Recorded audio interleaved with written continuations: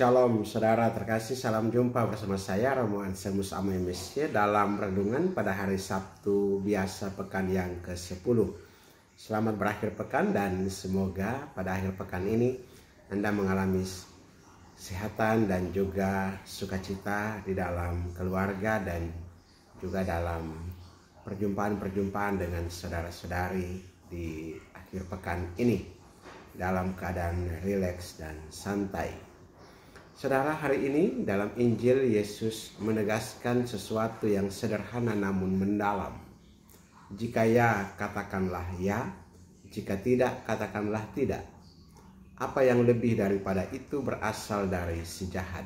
Dari Matius pasal 5 ayat 37. Ini adalah undangan untuk hidup dalam kejujuran total, tanpa perlu sumpah palsu atau manipulasi kata. Yesus menantang budaya zaman itu yang terbiasa bersumpah demi nama Tuhan atau benda-benda suci sebagai cara untuk memperkuat kata-kata mereka.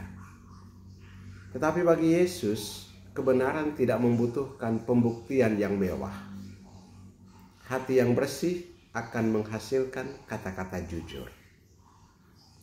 Santo Agustinus pernah berkata, orang yang suka bersumpah terlalu banyak menunjukkan bahwa ia tidak dipercaya dalam perkataannya sendiri.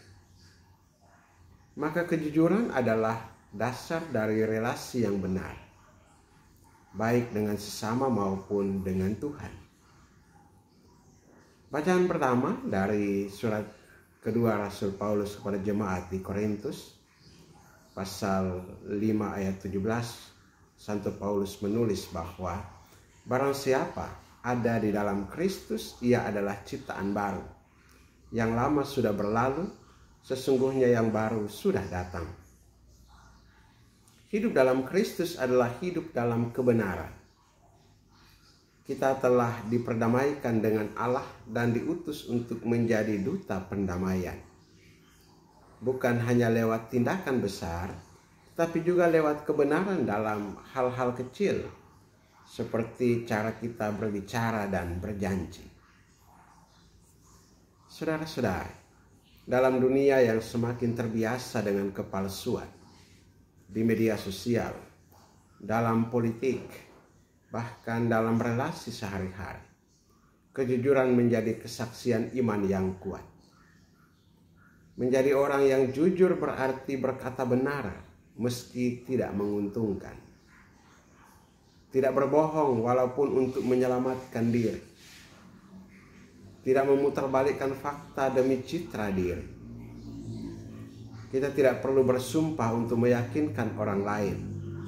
Cukup dengan hidup sebagai pribadi yang terpercaya.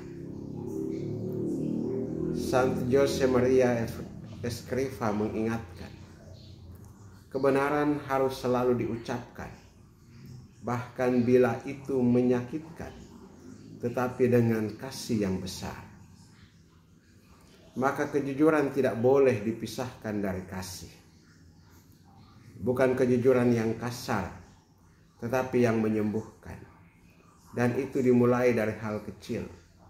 Komitmen kita untuk berkata ya saat ya, dan tidak saat tidak.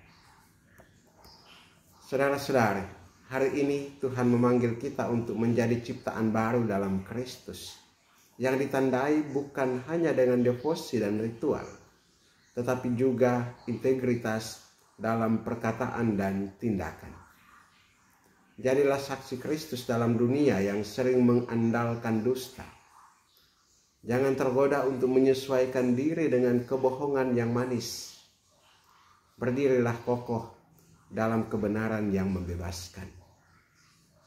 Seperti dikatakan Paus Fransiskus, setiap orang Kristiani dipanggil untuk menjadi misionaris Injil, bukan dengan banyak kata tetapi dengan hidup yang otentik. Dalam Evangelii Gaudium 259. Mari kita berdoa agar diberikan rahmat untuk hidup jujur, bersaksi dalam terang Kristus dan menjadi duta pendamaian melalui kesaksian hidup yang benar. Tuhan, jadikanlah aku ciptaan baru dalam Kristus yang hidup dalam kebenaran, kejujuran, dan kasih. Amin. Berkat Allah yang Maha Kuasa turun dan tinggal atasmu, dalam nama Bapa dan Putra dan Roh Kudus. Amin.